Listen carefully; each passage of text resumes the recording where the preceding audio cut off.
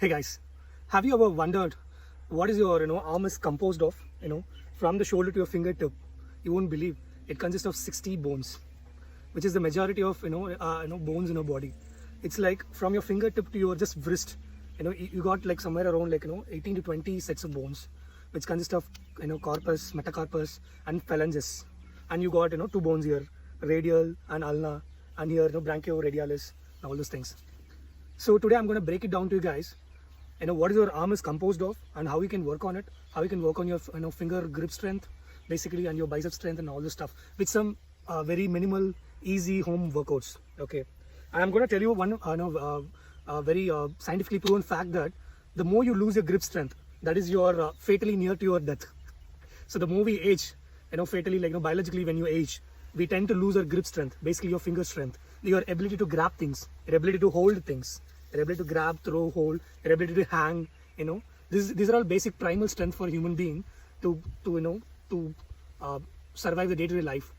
That's what we basically tend to lose when you age. Today I'm going to show you how you can beat that, so you can till your death. You can restore your grip strength and your ability to grab things, and you can have your bicep strength by doing a simple exercises. Basically, I'm going to show you mechanisms how your fingertip to your biceps, how it works basically.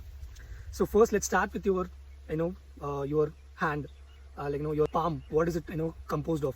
This is wrist, this is your palm and your fingertips. So in your wrist, have you ever wondered how it is connected? It is like arranged pebble stones. It's like a series of small stone like bones that is called carpals, just arranged like a pebbles, and after which metacarpals, and after which phalanges. Phalanges are your fingertips. So all these bones are linked together by a element called ligament, tendons. So through which you can activate. It's like a robotic finger which gets activated by your wrist attached ligaments and tendons. That's how it gets a neural connection to your brain. Okay, so once you press your palm, you can feel there are muscles popping out in the forearms. So once you do a supination movement, you can see your biceps, your long head biceps are getting activated. So if you do like supination, your biceps are getting activated. If you do pronation like this, you can see your triceps are getting activated. So this is what your arms are comprises of. So today I'm going to show you some 3-4 workouts, basically what you can do before entering into your major workout to get your fingers and your muscles activated and get in coordination. So first I'm going to show you on the grip strength. So grip strength is, as I've already told you, your ability to hold things. So I want to take some minimal 1 kg, 2 kg stone, and if you don't have dumbbells, so you can have stones. Definitely you will have stones in your hometown or near your house. You can store some and keep in your hand. You can probably do clockwise and anti-clockwise wrist rotation first. As I've said, this portion is very major when it comes to hanging, when it comes to lifting weights, when it comes to pushing up, bench press, whatever your workouts you do. This is the major portion which you strain, your wrist. Your wrist has to be very stronger, and I can say my wrist is not that bigger, it's smaller, but still I know my wrist strength. I can do push-ups, pull-ups without any strain and pain here, because it's very intact and it's very stabilized. And I want you guys to do this clockwise and anti-clockwise rotation before entering into any workout. Probably can take a 1 kg, 2 kg dumbbell. You can start doing clockwise and anti-clockwise, 50-50 each side, so that you can your wrist is getting activated. So for fingers, as I've already told, fingers basically it's a small carpal bones, and it's phalanges. It's like an individual bone for each and every connections. So it is all linked by, it is all affixed by ligaments and tendons. For this finger grip strength, you need to work on tendons and ligaments. So for the tendons and ligaments, it works basically on compression. Just by compressing your hands, you can feel the grip strength. What I do sometimes, for make it harder, I even go with this, I forgot the name, what is that? That gripper. You can actually buy a gripper, 2 grippers, and you can start pressing it. You can basically feel the strength. The more you work on your ligaments and tendons, your finger grip strength is going to be like amazing. And second thing what you can do is that rice pulling, which I've already told you in another video. Probably can have a bucket of rice, put your hand inside, and you can try grabbing the rice and putting it down. That is one of the best exercise. And if you want to go for advanced version, you can try knee push-ups, keeping fingers instead of keeping the palm. That's going to give you some advanced level of strength in fingers. But for beginners, I would suggest you can go for a bucket rice method, grip strength. And second thing is that as I've told, just you can press your fingers like this. And third one, you can do gripper. Probably on a normal day, if I really working on my tendons and ligaments, I go for 500 compressions like this, and grippers 100, 200 like that, and I can go for rice grabbing for 200 times. So I feel amazing grip strength. And guys, you should try this before doing pull-ups. You should work on your finger grip strength and your wrist stabilization. And then you guys can go and do pull-ups. You can do easily without any pain and strain. And your count gonna be like, it'll be like inflating like anything. It's gonna be amazing. You won't feel any pain actually. And coming to this forearms, as I've told, forearms got two bones. One is radius and ulna. So basically your forearms work, this major portion works when you do supination, this one, and when you do pronation, this one works. So these are the major big muscle group in your forearms. So probably you can do with a 1 kg or 2 kg dumbbell or like stones like this, you can do, the radial movement, supination and pronation, so each hands. So you can work on that. And this one amazingly works with this compression as well, as I've already told you. When you do compression, all your forearms muscle works.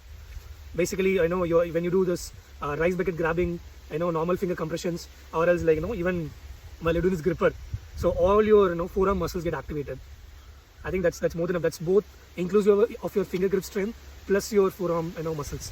And coming to this, above muscles, like, as I've already told, the bigger group of muscles over here is that short and long head biceps. The long head biceps is the visible one, the above valley. So which always works with supination when you go with some weights, just by getting it upward, you can feel the muscles are popping it out. Basically, I'm not a fan of biceps mostly because I don't work out biceps separately. Since I do compound movements, pull-ups, push-ups, I guess it gets activated by its own through the compound movement. I don't focus it much, but still have a decent amount of biceps. Okay, but someone who wants to really get the shape and thing, they have to work it out separately. We're doing this bicep curls. Bicep curls are the best for getting the long head popped it out. When it comes to short head and brachioradialis, you need to go for this valley. In this neutral position, try this one. So you can feel this one is getting activated. And you have to work on your triceps, the back end of the triceps valley by doing this cable extension, those workouts. Probably when you can do it with this, like,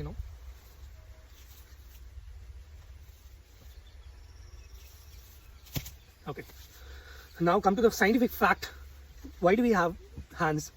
A lot of animals have, four-legged animals, we are the apex most top of the predator chain species. We have, 2 legs and hands. Hands are for grabbing, legs are for running. But other animals, it's not like that. Every 4 limbs are all used for running. But we have a separate, we are from gorilla species. We have fingers for grabbing things, mostly for, pulling and hanging. We as a, descendant of, gorilla family, I guess most of our ancestors hanged their day. They must have climbed a lot of trees for food. So I think somewhere other way we, as a modern civilization came, we never had a purpose of climbing something to get some food or something. So we missed our ancestral ability to climb, hang and all this stuff. So we really need to work on this to have amazing grip strength and hanging strength.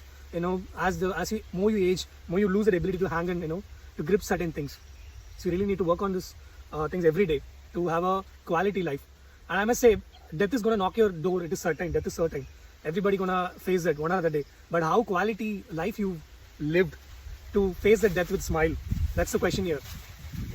If you ask anyone, who died at 40 or 50 with a poor health, due to certain conditions before death or in the deathbed, if you go and ask them, they're gonna say a simple thing: I would have lived a healthy life. Healthy life is not a given one. It's a hard, you have to put in the work for it to live a healthy life. You have to do certain disciplined things in life, to have a quality life. So that in your deathbed you need not to worry. I must say you should try everything in your life, to face death with smile. I really need not to worry that I've not tried so many things, because experience is the best money which you can earn in your mind. So stop filling up bank accounts. Start, loading a lot of memories and experiences in your brain. So while you're having a near-death experience, I'm sure you'll have a pretty good movie in your brain while you're dying. That's going to be a blockbuster movie if you would have led a healthy life. So stay strong. So work on your finger grip strength, your forearms, biceps, probably weekly once or twice. Every day is not suggestible. Work it on, weekly once or twice, and then do a lot of primal movements. Mostly, I must say, pull-ups is not at all a workout. Pull-ups is a basic human thing, because we are a species. For millions of years we hanged around, we climbed things. So pull-ups is not a workout. Basically, it should be your primal instinct. It should be a born ability to do climb things or to hang on something. So it should be a normal thing. So I must say, every day do pull-ups, push-ups, and then squat around a lot, because squatting around is our ancestral rest position. You won't believe, guys. We used to rest in squat position, but nowadays some trainer is coming and telling you that you should do squat to lead a healthy life, to build up thighs. That's nonsense. You should do this as a primal movement, I must say. So stay healthy, stay fit, lead a healthy life. Bye bye. See ya. I hope this video is useful. Stay connected for the next video. Bye bye.